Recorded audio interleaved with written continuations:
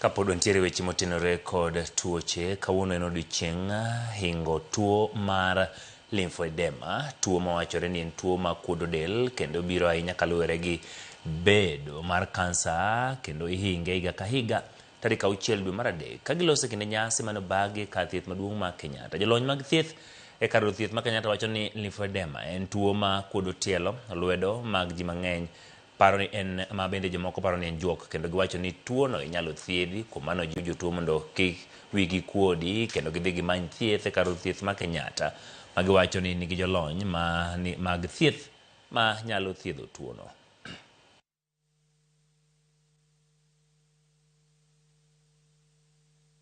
People do not know. The sensitization is still very low on this condition. We need to increase sensitization. We need to advocate. We need to encourage early treatment. We need to ensure that everybody who has this condition comes forward for treatment. It is a statement that we are making that all Kenyans or even East Africans who have got this condition and problem-related conditions should actually come to our hospital and even come to our facilities within Nairobi here and even probably different parts of the country, but more specifically to Kenyatta National Hospital.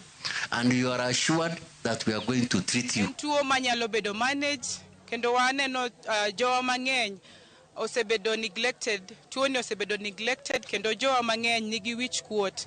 Thoth ji manigi tuo mar lymphoedema iyudo ni girwako lewni maboyo boyo nikech tiendegi dongo, koro gi feel ashamed kendo gin gi wich kuot mang'eny. Jatelo ma mine odiochieng' ma kawuono ne ohingo odiochieng' mine e kar twech ma GK kaunti ma Siaya ka gikwayo mondo mi olos chenro makare mar bero kendo loko ngima jomotwe.